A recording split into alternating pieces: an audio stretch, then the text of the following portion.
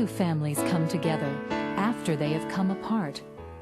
When parents are overwhelmed with problems and no longer can care for their children, foster parents can provide a loving home.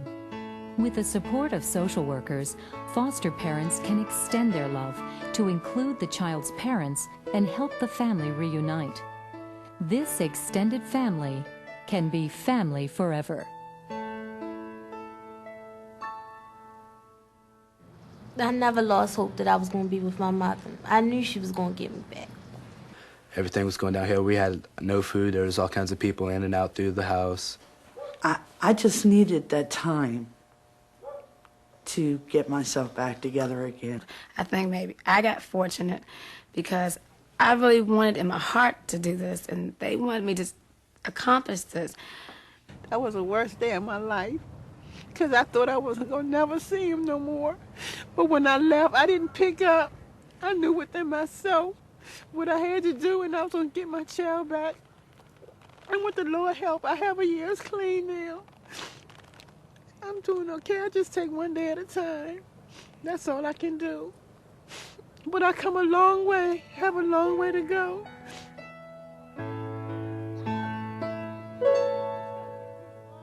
And I think that's one of the happy moments in my life, to see a parent get back his child, take care of his kids, and raise those kids. That's right. I am there to take care of the child, not to take the child. Getting off on the right foot, right start with the birth parents, to me is the most important thing. You just make friends. You just cannot judge a birth parent for any reason. And once you get past not judging them, then it's very easy to connect with them. I was ashamed, you know. I just felt icky. The feelings birth parents, social workers, and foster parents have for each other often change as their relationship develops. At the beginning of the relationship, there may be many barriers to overcome. Sometimes you get offended because even though you're trying to do good, the parents don't always see that, especially if they're addicted. I had a very nasty attitude. I talked very funky. I said whatever I wanted to say to whoever. Didn't care who was around. All she wanted to do was get in my business, and they thought I wasn't good enough to, you know, be with my children. I thought they were more so out to hurt me than help me. That's what I was thinking. I think they feel very threatened by us in the very beginning because we are a stranger that they don't know. A lot of them are under the impression we are there to take their children from them. And I tell them there's a difference between taking their children and taking care of their children. That we are part of a reunification program, and the objective is to get the child back with them. Well, first, Jeff explained what kind of a situation they were going into from the get-go. I mean, I was introduced to Cheryl the very first day the kids were brought in, and Jeff made it easier, and he blended us real well. That's what you did. You did an awful lot to smooth things out. You really did. Well, the good part about the social worker was he stayed neutral. He never took sides. No. And he basically let us make decisions, which was good for us as foster parents, for her as the mother, and for the children, because it really showed that we were working together as a team, the mother and the foster parents, with the children's best interests at heart. And when they don't know the answers, I will go to the birth parent, and then I'll get the answers from them. So we inadvertently will give each other information.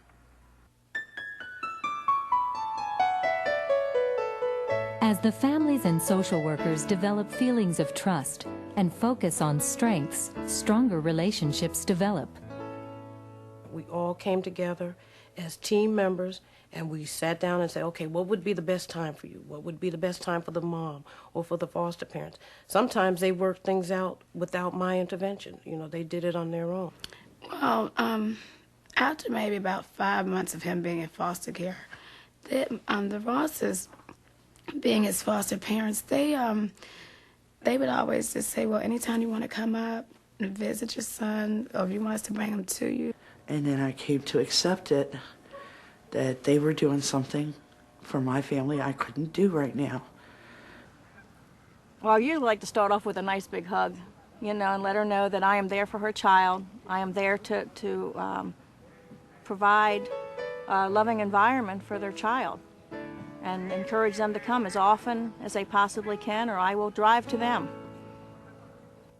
From that time on, it was like a bond. Like I knew that she cared. I never doubted that she cared for him. I just think that this being her first child, and all she needed was just a little guidance, and just overwhelmed me really with comfort and just being sincere.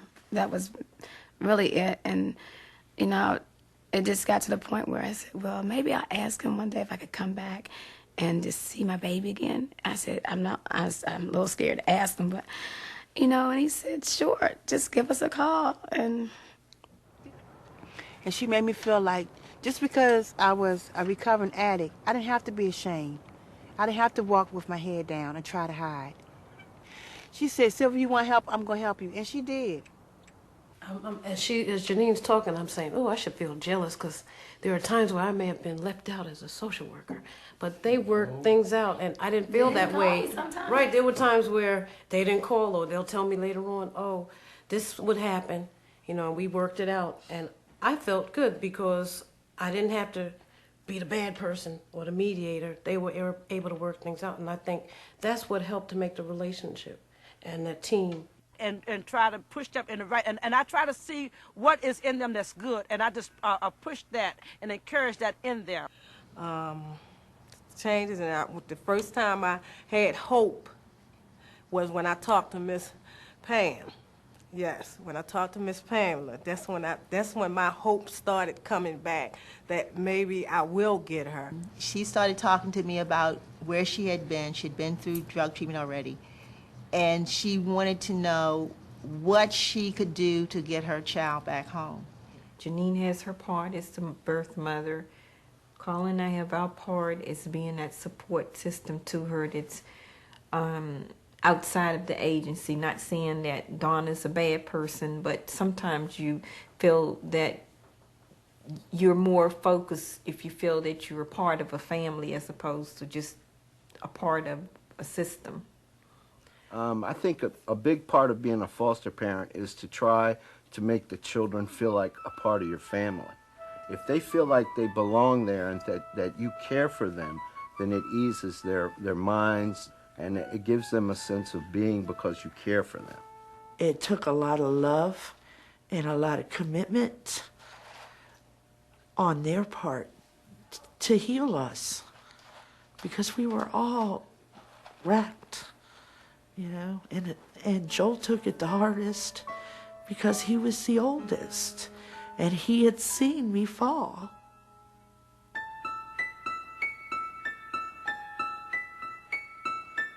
Cecil, tell yourself, he got 2 moms and 2 dads.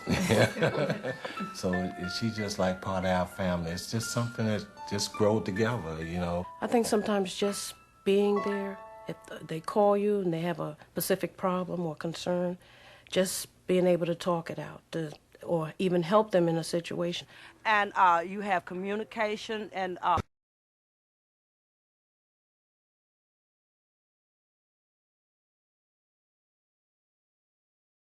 Your mouth so wide.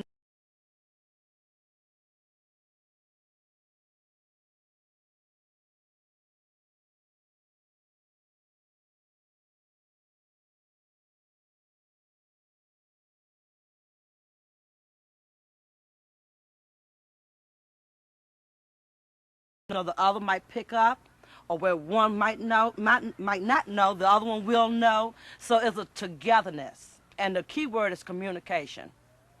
The foster parent and the birth parent can work together, and a lot of times we do have foster parents that become mentors or sort of reteach the birth parents how to become parents again. And I try to build up the little thing that I can see, you know, and encourage them. You know, sometimes their self-esteem is low. Children really benefit from a strong team effort. Foster parents who include the birth family in a co-parenting effort can increase the birth parent's skills and confidence, increasing the probability of reunification. To have your kids in foster care, you got to understand that somebody is doing a better job than you are right at that moment. Cheryl just took me step by step, you know, and we talked on the phone, and we talked when she would bring the kids over to me. We find out what the birth parent really need.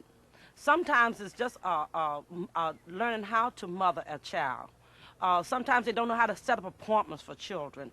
And we're trained to do that. And we'll tell them about the appointments, even ask them to go to the appointments with us. Sometimes the parents don't even know how to cook.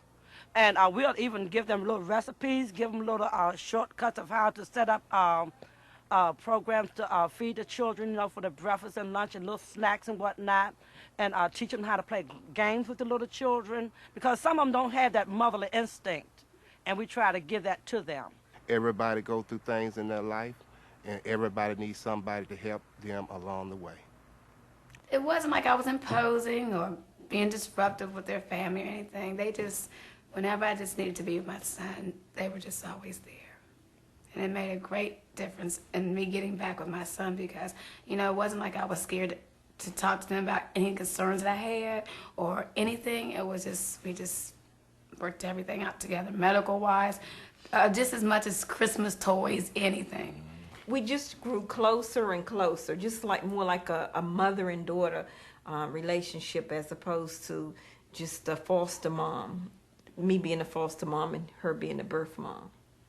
We do a lot of family things together. We go places. We took them to all the kids to the zoo this summer. We took them to the Ringling and Barnum and Bailey Circus. I mean, you know, we've just done a lot of things together, and just the reassurance and the love and the dedication that they have put into it as well as myself. I'm quite sure that this will be a long time thing. So. A lot of the birth moms have very low self-esteem. They're kind of sometimes rock bottom because they've had their child taken away from them. Just try to build them up as you would a friend that's having a bad time. That's where you get over anything that has the past is the past, and you have to just start from that moment on and move forward. Got adapted to this lifestyle. Now it's clean, it's fresh. It's been like a new beginning to me and my son, a new start. It's healthy, it's strong, it's just peaceful. And, you know, I want that life for me and my son, so just hope to keep these people in our lives. The look on a child's face when he's squeezing his mom or holding his dad, you know, with the whole family.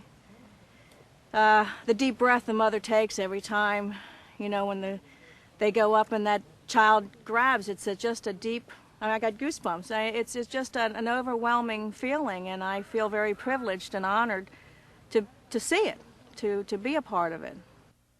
No matter what happens when she gets Cecil back, there are going to be good days and there are going to be bad days. We're going to be here. And if she gets to the point where she slips back, then we're not here to judge her. We're here to pull her up. And I think she knows that that's deeper than just feeling for somebody, that's love. And here's sets of living proof that togetherness, it will work. Here's sets of living proof. We're gonna all be here for each other. It started out as a togetherness thing, and that's the way it's gonna stay. We're gonna all be here for each other, you know. So she became like a real daughter. I mean, she thought I was her father. She thought my wife was her mother. It was really strange. I come home for lunch and she would grab me at the door and say, "Daddy," I mean, you know, and it was gone. It was difficult. I miss her. I miss Joel and Matthew. It was hard, very hard. But in a sense, it was very gratifying because they went back home. So, you know, it was difficult, it still is. Yeah, I'm glad because everything's a lot better now. It's not, you know, down in the dumps like it used to be. Now we're, you know, actually getting somewhere. Because this is my other mother. I can't lose contact with her. I can't. I can't imagine my son not being a part of their lives because they have just been there for both of us, just as real people, basically, and really sincere about what they were doing to try to help us.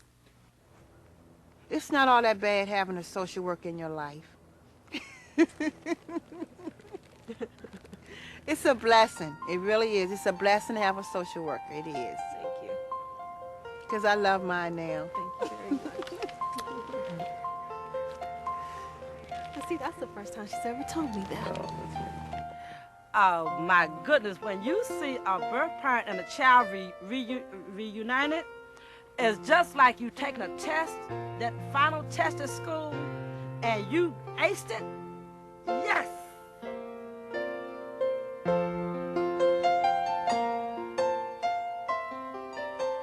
Families who come apart can come together again. Birth families and foster families can work together to create an extended family, a family forever.